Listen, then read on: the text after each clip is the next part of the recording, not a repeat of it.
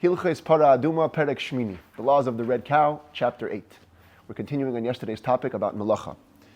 While you're filling up the water for Parah Adumah, until it becomes sanctified by putting the ash inside, you're not allowed to engage in any other work. If you do, it disqualifies it. That's what we saw yesterday in general, dealt with a couple of particular cases, and today we're going to go deeper into that as well. We actually begin with a case that's not so much melacha. It's not actual work, but it is not being involved with the Parah Adumah water. And that's basically ritual things. Can a rabbi give a ruling while he's carrying Parah Adumah water? Can you take care of things that are in your way when you're walking with the Parah Adumah water? You wouldn't call that work, but it's certainly not being occupied with the Parah Adumah water. That's the question at hand. So the Rambam says, Halacha Aleph, Misha hayu meimav al kseifa. Somebody has his waters, meaning his Parah Adumah waters on his shoulder, v'amad v'hira hira la'acherim. And he stops, and that word v'amad is very important. He stops on the way, and he gives a ruling to somebody else. Oisha dan din, or he issues a law. Difference between ruling and law. In Jewish law, we have two elements of law. We have ritual law and then legal law. It's called Isser v'heter and then Mamoin. So Isser v'heter is called hira. Is this permitted? Is it forbidden? Is this pure? Is this impure? And dan din would be Mamoin, a monetary case. He rules on a monetary case. Oisha cholza b'fanav, or somebody did chalitza in front of him. Remember chalitza from way back when? If somebody dies childless, the brother of the deceased is supposed to marry the widow. That's yibum. And if the brother doesn't want to get married, then you do what's called chalitza. They go to the court, and the woman will take off the shoe from the brother, and she'll declare he doesn't want to build his brother's house. A whole procedure that we actually learned about at length in the Rambam's 4th book. This guy, he did chalitza right in front of him, as he's holding Parah Adumah waters in the middle of the road. Oy miyana, or a woman does miyun in front of him. What is miyun? Miyun is when a woman, or a girl actually, under the age of bas mitzvah, who is an orphan, and therefore her mom and her brothers are allowed to marry her off, but it's like a conditional marriage. As long as she simply refuses and says, I don't want to be married anymore, the whole marriage is non-binding.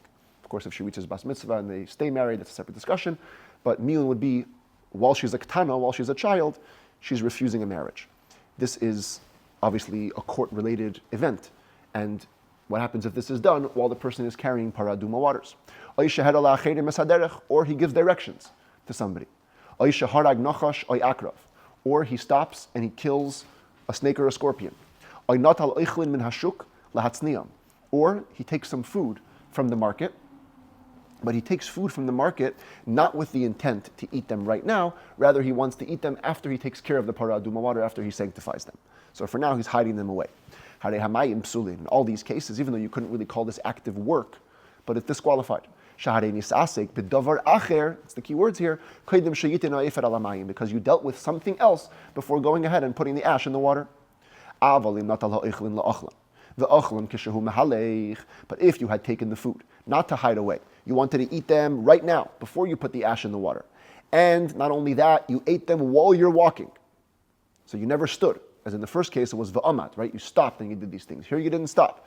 You just picked an apple off a tree. Here you are with your Parah Adumah water, picks an apple off, and he is eating it as he's walking. Do I have a picture of that? Yeah, there he is. He's eating it as he's walking away. He's eating the food. Or he didn't stop to kill a snake and a scorpion because he doesn't like snakes and scorpions. There was a snake and a scorpion in his way, which he killed as he's walking. Then the water is kosher, because these things that he did is for the necessity of transporting the water to where it needs to go. Now, all of these things, though, are not considered in the realm of actual malacha. Therefore, the Rambam gives us a rule to differentiate between actual malacha and not actual malacha. Zeh haklal, this is the rule. Kol davar shehu mishum malacha, anything which is classified as actual work, she'asahu koydem matano efer, that was done before the ashes were placed on the water, bein amad, bein lo amad, whether you stood in place to do it, or you didn't stop in place, you just did it as you're walking, but it's an actual malacha, pasal, you've disqualified the water.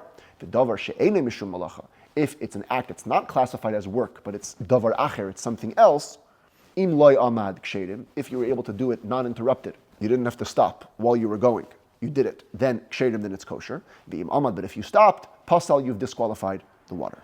Now, by the way, even though I said everything in this halacha is not really considered malacha, Kesef Mishnah does write that nachash ve'akrav, the killing of the snake and the scorpion, is classified as malacha.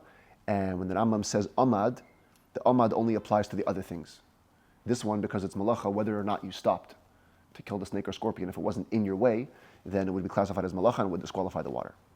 Anyway, next case. Hayam mehalech b'mayim. A person is walking with Parah Adumah water, uparatz b'shas hiluchay makayim sheyelich bay. And he comes up against the wall, no way to get through, so he breaks through. He breaches the wall as he's walking to create a place where he can keep walking. Afal pisha paratz al manas ligdar, even though he breached the wall with the intent to put it back up, and putting it back up is certainly a malacha. So perhaps the breakage that you did should also be considered a malacha. Says that Rambam kshedim, it's still kosher. First of all, because the act that you did is an act of destruction, not creative labor. Second of all, even if you want to consider it creative labor, it's tzairech hamayim. It's for the needs of the water. You're trying to get to your place. So it's not considered an interruptive malacha. Of course, if you stopped and you put up the wall, you repaired it before you put the ash on the water, then psulin, it's going to be disqualified because that's definitely malacha. And similarly, a similar scenario, im katza peiris lecha.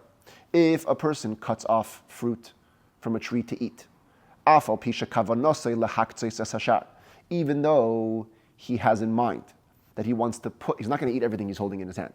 He's going to eat part of it, and he's going to put some away to dry, which is definitely a malacha. And as the commentaries say, maybe even he ate some of the fruit. So he clearly designated the rest of the fruit that he wants to put away to dry. Kshedin, it's still kosher, because he didn't actually do the act of putting it away to dry before putting on the ash. If he did stop and he put the fruit away to dry before putting on the ash, then indeed, pasal, he would make the water disqualified because that's malacha before the kiddush. Halacha beis. A person is eating as he's transporting water, which is okay, as we said, v'hoisir. And now he has some extra food left over. V'zarak mashahoisir letachas hate'ena or letachas hamuktzeh. And on his way, he throws what's left over under a fig tree, or most Rambams have the word letachas, but we can also translate it as letoich, into an area where fruits are being dried. Now we'll soon see why the Rambam chose these two examples specifically, because they're very important. What's going to decide if this is a malacha or not? Your intent. Why did you throw it there? If your intention was that you don't want the fruit to get destroyed, you wanted to guard the fruit, so then, this is why the Rambam chose the case of the fig tree. Even if you put it under a fig tree, which a fig tree, according to halacha, as the Talmud says in multiple places, is considered to be a makam hefker. Under a fig tree is a place that's ownerless. And so technically speaking, it couldn't be guarded. But since you put it there to be guarded, the water is disqualified because you did work. You did work that's significant. You're guarding the fruit. But if you threw them away simply because you don't need them, then here's the case of the muktzeh, even if you threw them into a place where fruits are being dried, which therefore typically they are guarded, even if you threw it away with the intent to throw it away, but it's protected.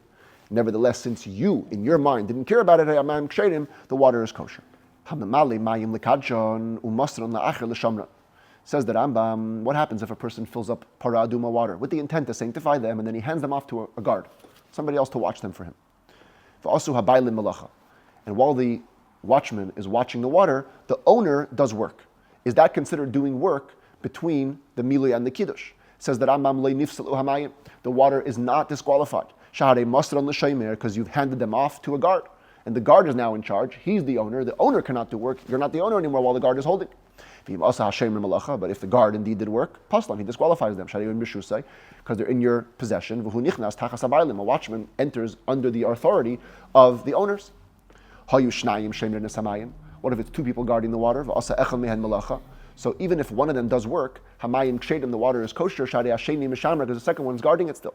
If the first guy comes back to guard, the second guy stands up and does work, the water is still kosher. Until all the guards who are currently watching the water will do malacha together, they're all going to be busy with work, then it's going to disqualify the water. Halacha gimel.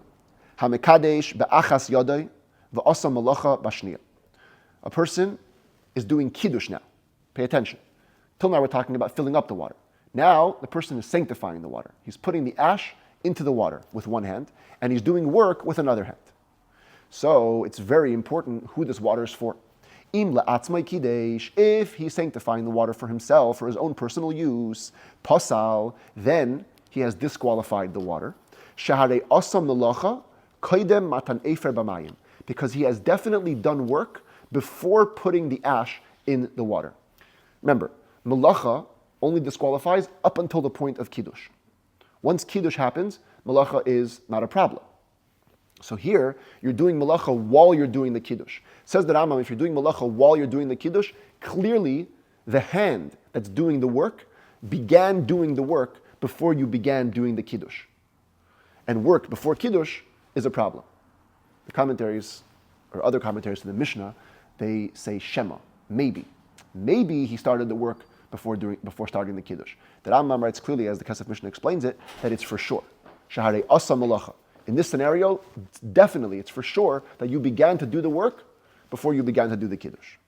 But if you're doing the kiddush for a friend, then either way, the water is kosher. Because you cannot disqualify your friend's water by doing work. Because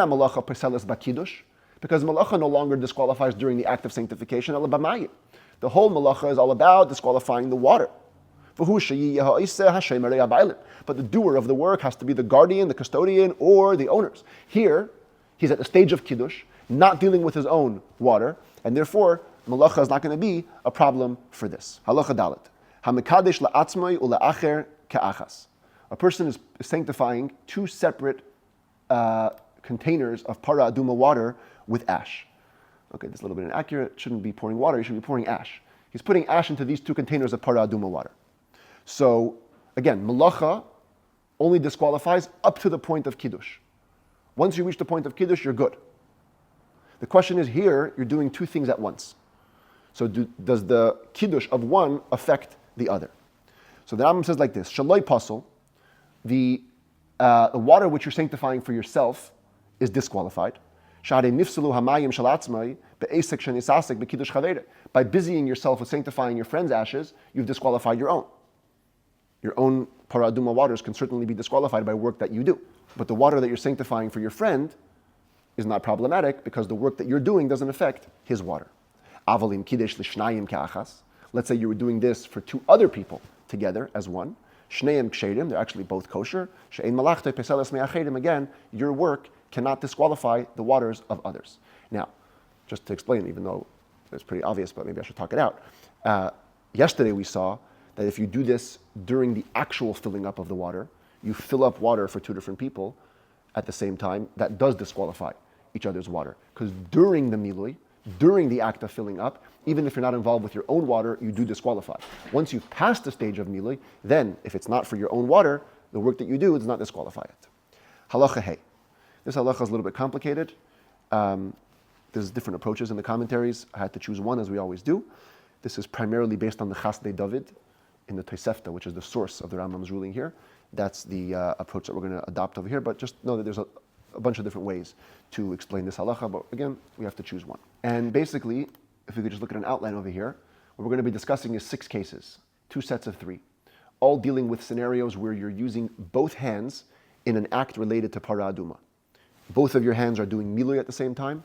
Both of your hands are doing kiddush, or one hand is doing milui and one hand is doing kiddush. The first couple of scenarios are going to be where you're doing it for yourself. The second couple of scenarios are going to be where you're doing it for other people. And the variable is always going to be, what did you have in mind when the water was filled up? Did you have in mind to sanctify both of these waters at once? Did you have in mind to sanctify them separately? 1 kiddush or 2 kiddushim, and that's what's going to make all the difference in terms of the laws, as we're going to see. It says the Rambam, halacha hey, let's see it inside. Hamemale la'atzmai b'shtei yadav ke'achas.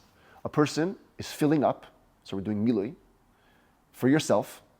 That's the first cases are all where you're doing everything for yourself. You're doing milui with both of your hands at once. You're filling up 2 containers at once. So, as the Chasdei David explains, you have to ask yourself, what's this guy doing? Why is he filling up 2 things at once? The simple approach would be, he wants to just get more water, but he wants to do everything in 1 kiddush. He wants to get all this water and sanctify it all together. But if that's the case, why did he do it at once?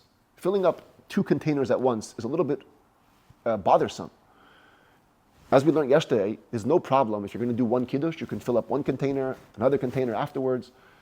Those additional fill-ups are not melacha. They're all considered one big milui until you get to the kiddush that you had in mind. So just do 1 at a time, or do 1 big container. Why did you have to fill up 2 at once? On the other hand, if the person wants to do 2 different kiddushim, in other words, separately, he's going to sanctify this one first and that one later, that's a problem. Because they're going to be sanctified at separate times, by filling them up together, you're doing melacha of 1 fill-up during the other fill-up, which is going to, each water will ruin the other one. So clearly, how the commentaries explain it, when the person fills up water together in both of his hands, his intention is that he wants to sanctify them both separately at the same time. He wants to do 2 kiddushin bevas achas. So now, that was clearly his original intention. Clearly his intention was that he also wants to do 2 kiddushin ke'achas. He wants to do 2 sanctifications as 1. So what happens if in the end, b'kiddush echad, what happens if in the end he mixes them together? And he does them all in 1 sanctification, then pasul, that's disqualified. As the commentaries explain, the very fact that you mixed the waters in between the filling up and the sanctification is itself a malacha and disqualifies the water. However, bishnei kiddushim, if you fulfilled your original intention and you sanctified these 2 containers in 2 separate sanctifications, bevas achas, at the same time, as we said before, but you did it separately, kosher, then both are kosher. What's the novelty? The novelty is that in the earlier halacha we said that if you do malacha with one hand while you're doing kiddush with the other hand, the malacha disqualifies the kiddush since it's for yourself. So maybe over here the kiddush should disqualify the kiddush. Therefore the Rambam teaches that no, it's kosher. We're not so stringent. Malacha disqualifies kiddush, but kiddush does not disqualify kiddush since they're both for yourself. By the way, even though I said I'm taking only one approach, I'm just going to note over here that the Kesef Mishnah and the Or Sameach, they actually over here, they have the opposite version. They say, B'kiddush echad kosher, b'shnei kiddushim pasul. But they don't explain the way the Chasdei David explains that baked into the cake was this intention to do 2 kiddushim at once together. They say that the Rambam is telling you the options based on what his thoughts might have been. In other words, if you see a person filling up 2 containers at once, we don't assume anything, we have to find out. B'kiddush echad, if your intention was to do them all together in 1 kiddush, kosher, then it's kosher. And this is classic. Because if you do multiple miluis, but in the end you only want to do 1 kiddush, all the different miluis aren't considered malacha for each other. B'shnei kiddushim, but if it turns out that your intent was to do 2 separate sanctifications, then pasul, then it's disqualified because the milui that you're doing on this hand becomes a malacha for this milui, even though they're done at the same time. 1 milui disqualifies the other. But again, we're going with the other approach that, as most Rambams have it, b'kiddush echad pasul, b'shnei kiddushim kosher. Okay, that is milui.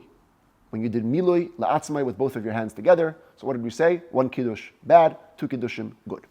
Next case, kidesh la'atzmai b'shtei yadav ka'achas. A person is sanctifying Parah Adumah water for himself with both of his hands at once. Now again, we're going with our approach, because other commentaries would say this is the exact same case as the last halacha, where there's 2 separate containers. Last halacha was for you and a friend. Here you're putting ash into 2 containers, and you're doing both for yourself. But in the way we're explaining it, no. This is 1 container of Parah Adumah water. And he's simply using both hands to be Mekadesh. For whatever reason, he's putting ash in with 2 hands. So the question now is, are these 2 separate acts that cancel each other out? So the Rambam says we have to figure out what was the original intention. How did we get to this 1 pile or 1 container of Parah Adumah water? How were they filled up? B'kiddush echad, if they were filled up. Even if they were filled up in 2 different utensils. But you originally had in mind that you want to do only 1 act of sanctification. And indeed you mixed the water into 1 container and now you're sanctifying it together. Kosher. It's kosher. And that's the novelty. The novelty is that even though you're putting it in with 2 hands, the 2 hands are considered to be 1 act of kiddush, since that was your initial intention to begin with. And therefore it stays kosher. However, bishnei kiddushin psulin. And again, pay attention to how we're explaining it over here. If it turns out that you had originally filled up the water in two containers, one after the other, with the intent to do two separate acts of sanctification, then it will turn out that when you put with both of your hands into this container of Parah Adumah water, everything is going to be disqualified. Why? Because in terms of the milui, when you fill up one after another with the intent to do two separate sanctifications, we already saw yesterday, the second one disqualifies the first one. Because that's work in between the first one's filling up and sanctification of it. Later, when you do the kiddush, since you're putting in with both of your hands, we don't know if you're doing it exactly at the same time. Perhaps the first kiddush came a little bit before, and now it's an interruption between the filling up of the second container and the kiddush of the second container. And therefore, the water becomes disqualified. And here, it would seem that the commentary that I'm referring to actually want to change the case to be a case of two containers. Even though I said before that kiddush la'atzmai b'shtei yadav ka'achas would be one container, but this could even be in two containers, and it would be disqualified. Okay, that's the case of kiddush. Next case, milei v'kidesh b'shtei yadav ka'achas la'atzmai. So again, it's for yourself. You're using both hands at once, and this time one hand is doing milui, is filling up Parah Adumah water. The other hand is putting ash into Parah Adumah water. It says that Rambam shnei and psulim. It's both disqualified because each one is an act of malacha for the other one. You're filling up this water, but you're doing kiddush while you're filling it up. That's malacha. Here you're doing kiddush, but you're doing malacha already, which probably came before the kiddush started. So you're doing malacha before the kiddush. Disqualifies that one.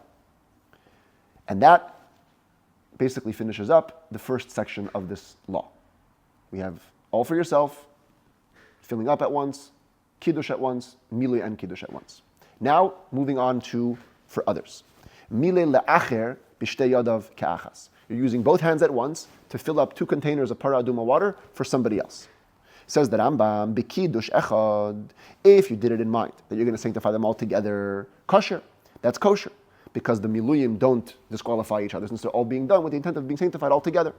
B'shnei kiddushin, psulim. If you did it in mind to have two sanctifications, disqualified. Classic. Each miluy becomes a malacha for the other one. And when you're doing malacha, even if it's for somebody else, as long as you're doing it during the miluy, it disqualifies.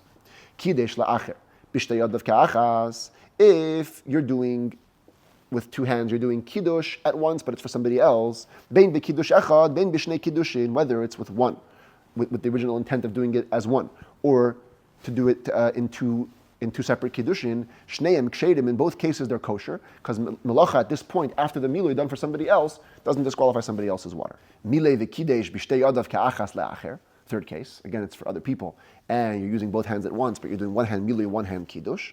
Ha-milui pasol v'ha-kiddush kasher. So unlike in the last case where they're both disqualified, over here the milui is going to be disqualified, and the kiddush will be okay. So it's the opposite. It shouldn't be checks here and X's, it should be X's here and checks over here. Why? The milui is disqualified because there's malacha being done with it. Kiddush is okay because it's for other people. Once you're past the milui, whatever you're doing for the people doesn't disqualify their water. Zeh haklal, this is the rule if we want to summarize everything. Kol milui sha'asa imi malacha, when actual filling up of water was accompanied with work, bein shemili la'atzmei, bein shemili la'acher, if it's for you or for somebody else, pasul disqualified. V'chol mayim shenismalu ki l'chasan. On the other hand, once the water was already filled up properly, the asa malacha kedem shita nesa'if, you did work before putting the ash. Im hayu amayim shaloi, if it's yours, the water, hareheim psulin disqualified. Malacha still keeps on going till the kiddush. Im hayu shala'acher, if it's somebody else's, kshedim, it's kosher at that point. And another rule related to the ownership of the water. V'chol davar shebiyadai v'asa malacha. Anything, any case where the water is in your hand, and you did work, bein sheyesham sheimer, she'ena esam malacha, whether there's been a custodian that's appointed and he's not doing any work, bein she'en sham sheimer, there's no guard at all, pasul, bottom line is you're holding the water, you're doing work, disqualified. The davar she'ene biyadei v'asam malacha, but if it's not in your hand and you did the work, im yesham sheimer, if there's a guard who's watching it instead of you, loy pasal, you don't disqualify it because he's the owner now. Im ein sham sheimer, if there's no guard, you're still the owner, pasal, you've therefore disqualified the water. And now we turn to some cases that are related both to malacha and also to schar, which is the other concept we learned yesterday, payment. That payment cannot be taken for kiddush, for sanctification. So malacha is only a problem by milui up till kiddush. Payment is a problem with kiddush, not with milui. And therefore, the following cases come out like this. Halacha vav. Ha'omer lachavere, a person tells a friend, kadesh li va'akadesh lach. Here, I have water, you have water, we both have ash. Sanctify my waters, and I will in turn sanctify your waters. The kidshu zelazah, and they indeed did that. Harishain kasher v'hasheni pasal. The first one who did the sanctification is kosher. The second one is disqualified. Shahare kiddush bischar. By the time he sanctifies the water, the second guy, he is basically doing it as payment. Pay attention. When the first guy sanctifies the other guy's water, he's got nothing in return for it. There's no payment. Yeah? So even though he will be repaid for it later by this guy sanctifying his water, but right now what he did wasn't an act for payment. And therefore it's okay. But when the second guy comes and sanctifies the other water, why is he doing it? He's doing it to remove the debt. He has a debt that he has to do it. So in a way, that's called kind of like payment, and therefore it's disqualified. Amar loi, if the person says, Male liva, male lecha, fill me up some water, I'll fill you up some water, umilu zelazeh, and they did that, they indeed filled up for each other. So here it's the opposite. Harisha pasol, the first one who does the filling up, is disqualified. Since in the intention, he wants his friend to fill up the water in exchange for what he's doing now, this makes his act of filling up now like me filling up for myself and for somebody else. Which is disqualified, because one mili cancels the other. The hasheni kosher, but when the second guy fills up the water, it's going to be good. Because even though he's repaying a debt, but payment is not a problem when it comes to mili. And the second guy, after he fills up the water, there's no work being done. Nor is his intention to have another mili to be done, because the first guy already did the mili. So therefore it's the opposite. The first guy is going to be a problem, the second guy is going to be not a problem. Halacha zayin. What if you say, sanctify for me and I'll fill for you? They're both kosher. Because the work is not a problem for the sanctification, which is done first. And the later filling up, done as repayment for the kiddush, is not a problem because schar is not an issue with mili. Fill for me and I'll sanctify for you. And they're both disqualified. The filler upper in the beginning is disqualified. Because like in the last case, it's like filling up for him and somebody else. So here, since he has in mind to do the kiddush, it's like doing mili and kiddush together, which disqualifies the water by the work that's being done. And the guy that's sanctified at the end is also disqualified, because he's doing kiddush for payment, basically repaying the debt, which is a form of payment. And therefore, it's a problem. Both cases are disqualified. Halacha ches, some final thoughts basically about malacha. When somebody goes to sanctify water of Parah Adumah, first of all, he's allowed to take keys and open the cabinet or wherever the ashes are. That's not called malacha, opening the box. And if for whatever reason the ash is hidden in the ground, he can take an axe or a shovel and dig into the ground to get the ash. The neitel sulam he can take a ladder and carry it from place to place to bring the ash. The kosher, it's all kosher. However, if after he takes the ash, he gets access to the ash and he takes the ash, he takes the ash to sanctify with it. He then covers the utensil where the ash was, or he closes the door that he opened, or he stands the utensil with the ash on the ground before putting the ash into the water. He's disqualified the water. It's crazy. I don't think we have any equivalent to this in today's day and age. You cannot do anything. You have to be fully focused on the ash. Whatever you need to get to the ash, do whatever it takes. Once you got the ash, nothing can be done. Maybe it's like the laws of Shabbos. If you go to take care of childbirth on Shabbos, so you can bring your car to the hospital, but you can't turn it off. Because only what gets you to the hospital is okay. After that, no, not allowed. Same thing over here. Now, even here, it says that the ash is still kosher to sanctify other waters. The water is disqualified, not the ash, because all malacha issues disqualify the water, not the ash. What if you didn't stand up the utensil with the ash on the ground, you stood it up in your hand? They used to use tubes for the ash. So when you're pouring it, right, you're kind of doing like this, then you picked it up in your hand. You did this act. Just so it shouldn't crumble, just so it shouldn't scatter, Kshedim, it's kosher. There's no other way. You're telling me if I put it on the ground, disqualified. If I cover it, it's also malacha, it's disqualified. So what? I have to hold it up at least. Not alesa efer. You took some ash out of the utensil. You didn't put it in the water yet. And you see it's too much ash. So you put some back in the utensil. Kosher, it's kosher. That's not called malacha. Same thing, you put the ash into the water already. You saw it's too much. So you take some to go and sanctify other water. Kosher, that's also kosher. It's not malacha. Kirsem ale zayis lachtes b'ya'efer. If you have the tube with the ash and you're cutting some olive leaves to help be a scoop for the ash, so what kind of scoop is it going to be? Im bishvil shalayachzik efer harbe. If it's so that it shouldn't hold too much ash, you want the leaf to be a limiter, then pasal, disqualified. Because that's to protect the ash, nothing to do with the water. You're doing malacha that's not in the direct business of sanctifying this water. But if it's like a funnel, you want to direct the ash into the utensil, so it's focused on this water which you're sanctifying, then kosher, then it's kosher.